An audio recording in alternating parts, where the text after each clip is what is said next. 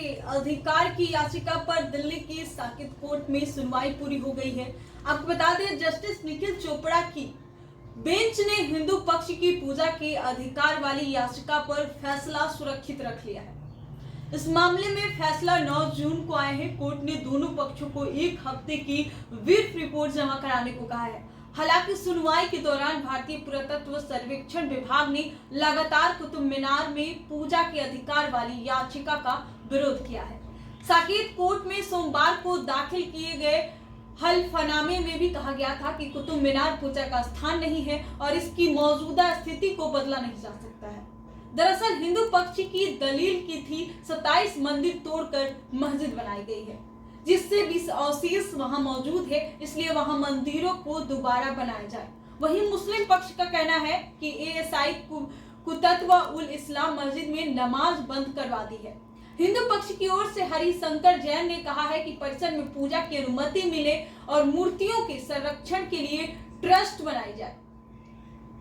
वहीं उन्होंने कहा है कि आर्टिकल 25 के तहत उन्होंने पूजा के संवैधानिक अधिकार से वंचित किया जा रहा है। साथ ही यह भी कहा है कि अयोध्या फैसले में यह माना गया है कि एक देवता जीवित रहता है, वही कभी खोता नहीं है। अगर ऐसा है तो मेरा पूजा करने का अधिकार बच जाता है। जैन ने निचली अदालत के फैसले को गलत बताया और कहा कि देश के एएसआई के संरक्षण वाली कई धार्मिक इमारतें हैं जहां पूजा होती है। जैन ने एएमएसआर एक्ट की 1958 की धारा 16 का हवाला देते हुए कहा है कि केंद्र सरकार द्वारा संरक्षित स्मारक को पूजा स्थल या तीर्थ स्थल या उसके उपयोग उसके चरित्र के इतर किसी और काम के लिए नहीं किया जाएगा।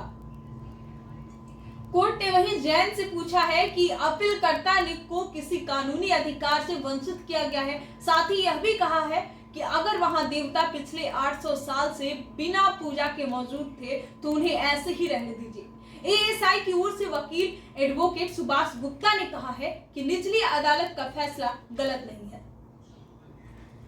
वहीं 1991 अधिनियम पूजा स्थलों को उनके धर्मांतरण के बचाने के लिए 1958 अधिनियम स्मारक के रख रखाव के लिए है, जिन्हें संरक्षण दिया जाता है।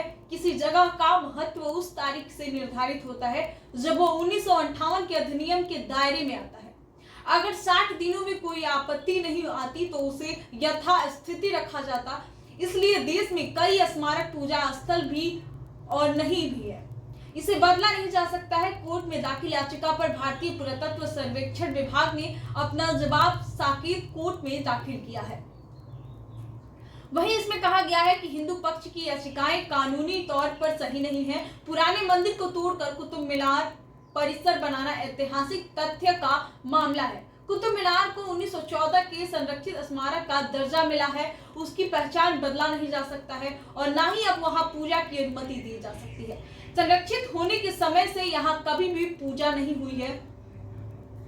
इसमें पहले ही मीनार की मस्जिद के इमाम शेर मोहम्मद ने आरोप लगाया है कि एएसआई ने 13 मई को नमाज पढ़ना भी बंद करवा दिया है। मीनार के मेन गेट के दाईं ओर बनी मुगलाकालीन छोटी मस्जिद में नमाज होती थी। 2016 से यहाँ दोबारा नमाज शुरू हुई थी। शुरुआत में यहाँ 4 से 5 लोग नमाज पढ़ते थे, लेकिन धीरे धीरे इनकी संख्या 40 से 50 तक पहुंच गई थी। कुतुब मीनार विवाद पर बड़ा बयान केंद्रीय संस्कृति मंत्री बोले, खुदाई पर कोई फैसला नहीं लिया है, यहाँ है पूरा मामला।